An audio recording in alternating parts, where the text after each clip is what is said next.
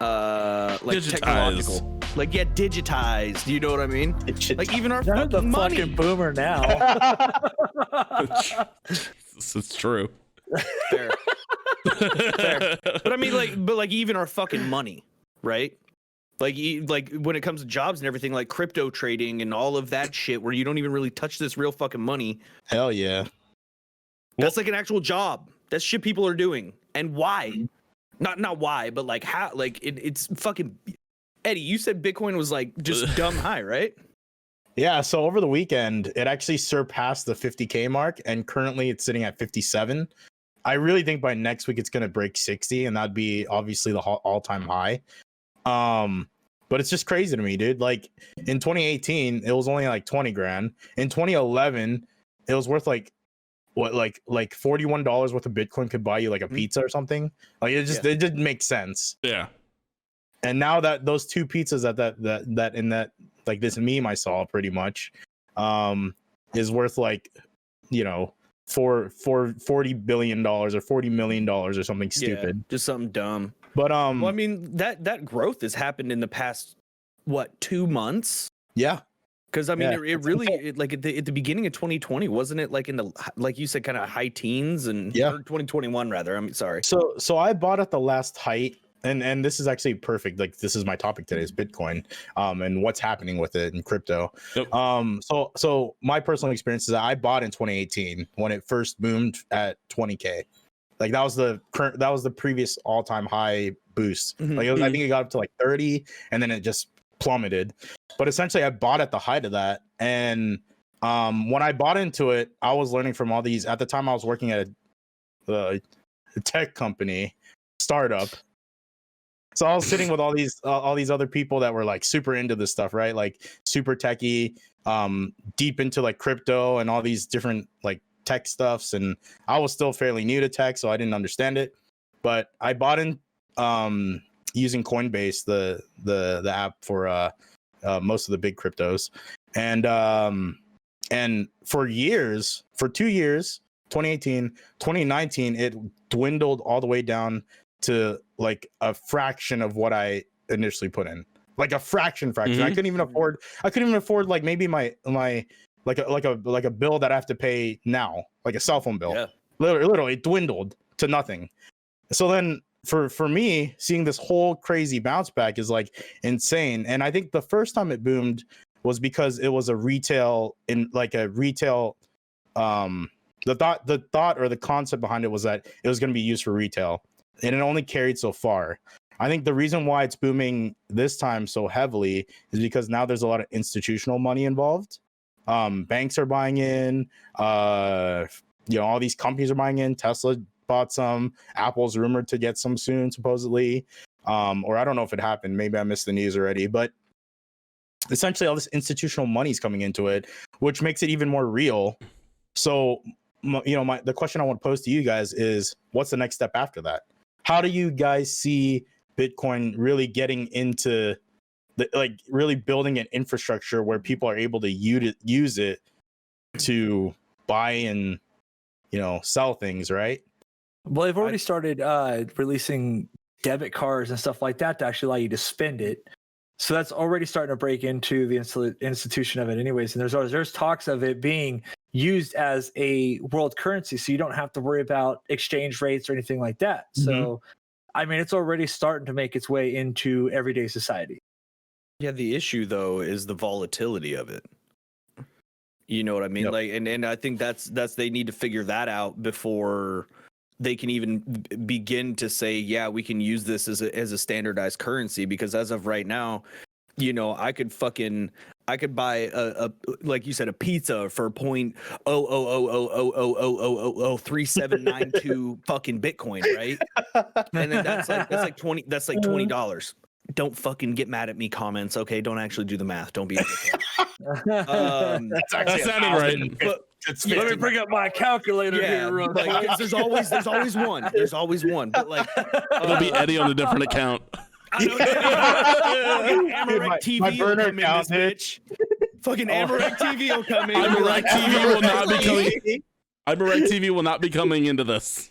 Don't worry. But no, like, but the thing is that you spend that $20 on that pizza, right? And then the next fucking day after that company receives that $20 in Bitcoin for that day, even that fucking hour, It's different. then that $20 is either $3 or it's $103. Yep. And it's literally, there's no telling. So until they figure out a way to kind of standardize the value to where it's not that fucking volatility, then it's going to be nothing. So It's just going to be a random, hey, I could probably pay you in this. yeah, I think the best way to treat it would be like a poker chip, right? You have a poker chip, it's worth so much. And then at the time of sale, you trade that poker chip in and they give you whatever currency that you're in, whether you're in Germany or in the US, right? They just give you But that's the what money. that's what I'm saying though. Is that, that literally is what I just said. It's a standardized unit of measurement for what it's worth. Right. Well, But that's so what I'm like saying, you is they have should just one make an exchange Bitcoin and up. you know that one Bitcoin is $50,000 and you know that and it won't change. Then yeah, when you go to another country, they could be like, okay, so you have one Bitcoin, so we're gonna give you 800 million yen, or you know whatever the fuck it is, and it's like the proper conversion. But until they standardize that, until it is worth even a ballpark estimate of a generalized area of what it's worth, it doesn't matter. Well, I'm It all saying you doesn't treat it like a stock, though. You treat it like a stock. So, You so can't at the use time of stocks as sale, currency though. but what I'm saying is you treat it like the same thing. You say, okay, That's what they do you have, currently. if you have 10 Bitcoins, you can't just use a quarter of a Bitcoin. You should just, okay, I'm cashing out a Bitcoin. This is what it's worth now. This is how much money you get. You're done. Right? That's There's what they no do now. breaking of it. Do they? Question. Well, you were saying Doesn't that defeat What? the point of Bitcoin? Yes. yes, Okay. it does. Thank you. At its core, Bitcoin was meant not to be like Regulated. regulated like that, and I think that was my next point. Uh, You guys are making second very question. valid points. Yep. Wasn't the Bitcoin supposed to be so we get away from government-controlled currency? Yes. So then why Yep. do we still value it based off of government-controlled currency? Exactly. That is the question. That's a million Bitcoin. you have to Question. value It's a million everything. Bitcoin question right there. So like, value of honestly, like the hot take, Bitcoin will be gone in 10 years. Nobody will give a fuck. Nobody would give it two flying That's a shits. very spicy take, Nedley. That's a spicy take. And I don't because I wouldn't actually be opposed to saying that you're right. I mean, I would kind of agree with you that I don't. But then again, we've said that when it first came out 6-7 years ago, when it was down right. a little bit low, right? We were like, oh, Bitcoin ain't nothing. And then all of a sudden now we're seeing this huge ass boom in it. So And I'm not even looking at the trends. The fundamental purpose of Bitcoin instantly doesn't make sense. And originally it did, yes, to be a decentralized currency that wasn't tied to any sort of government like conversion method, right? But like, how do you get away from that? At that point, you literally have. It's not that it wasn't. It's not that it wasn't tied to a government conversion rate. But it was. It's the fact that it's not tied to a Federal Reserve. Right. That was the whole purpose. Is the fact that it's not tied to a Federal Reserve. But you So still like you can invest in gold, yeah, right? Like you go buy gold, yeah, and then that value fluctuates. yeah. right. Just because we put a monetized value on gold doesn't mean that it is actually like that item itself is actually, controlled by our Federal Reserve. No, it's worth Right. off who's buying it and who's selling it. Exactly. So why can't that be the same thing with Bitcoin? But then why does Bitcoin? But What sets the inhe- value of Bitcoin? But Bitcoin has inherently no value. Neither does gold. But it's People all- make the actually- value. I guess if I came with a block of gold, at least I can hold it and tell you, hey, I want 6 chickens and hand you a block of gold. And that's where value came from. It's all Yeah. about supply and demand. And so with Okay. Bitcoin, you can't actually hold it. You can't actually walk up to someone on the street and say, hey, I need my car fixed. How much Bitcoin is it going to cost me to fix my car?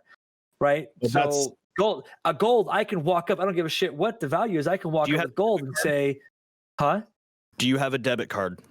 Yes, I do. There you go. But it's yeah. tied to physical money you technically have in the bank. I can walk in the bank right now with my card and get physical cash or coinage So out. literally, a piece of paper is what is valid to you. It's not for- saying it's for valid currency. to me. I'm talking about what's valid to the idea of a currency system. No, Right, before- honestly, I don't. I don't agree. I The don't paper agree. money used to be tied to gold in Fort Knox, and it's no longer been that way for a long because time. of the Federal Reserve. So that means that piece of paper literally means nothing and is not worth anything. The only reason it's worth anything is because people have established that value. Right. So you Same can thing you with can Bitcoin, you can but- have established value without having a physical tangible object. I don't see why you have to have established value on a physical tangible object. You know, like if I don't want to get super deep because this is a wild fucking stretch, but like if you want to make that argument, then religion makes no fucking sense. You know, That's a pretty people play. wild It's And a lot of people would value but that. think about, but I don't give a fuck, and that's their prerogative. But that right there does not inherently devalue the value that other people have for that religion. Therefore, just because you can't go and get a piece of paper that says this is 1 Bitcoin does not devalue it for other people. I think your logic here is completely fucked. I'm not gonna lie. Like it's like I appreciate it, but this is I don't see why that needs to be. Yeah, I think Brun has a point. It's intrinsic value. That's what it is. Like pretty much. He's saying that like a block of gold, like you're saying you can trade it for chickens, right? Yeah. But that doesn't matter. It's still just a piece of metal, you know. But originally you could do something with that. You could do something with that metal. You can actually physically do something with it, right? What the fuck am I gonna do with a piece of a fucking blockchain? Well, I guess here's my conundrum with fucking Bitcoin is that we put these fucking values into it, and where do the values come from? It comes from people buying Bitcoin, right? That's essentially what it is. It is a demand on the market that is just like every single stock and commodity on the planet. But there's 21 according to Wiki or from my cryptopedia, whatever. It's saying that there's a supply limit of 21 million. And that's the other thing that they say is great about Bitcoin is that there's not essentially not going to be the inflation and shit like that. Because there's a finite amount. There's only so much you can mine before you can't go print out more of those. You can't go print out those fucking more pieces of paper. You know what I mean? Like that's what I'm saying. Like with actual fucking like tangible paper, tangible money, you can just go print more. So if I don't buy Bitcoin now, I'm fucked. But who's to determine how much that stock doesn't go up? What is tomorrow? Who's to determine how much gold is worth? Who's to determine how much? No, I'm talking about the supply limit. I'm talking about the supply limit. It's the supply and demand. I think you bring up a good point, Nedley, too. There's also altcoins. And what I mean by that is there's memes like Dogecoin. Obviously, people know about that one because it's a joke. And people are pumping it right now. But there's also other ones out there like, I think you were talking about one the other day, Brent. It's called like, it started with an A, I think. Algorand. Yeah, Algorand is one. There's Ethereum. Chainlink. There's Litecoin. I bought Litecoin back in 2018. Yeah. I bought Ethereum back in 2018. Like I asked people like why? What is it with these top 3 that you like?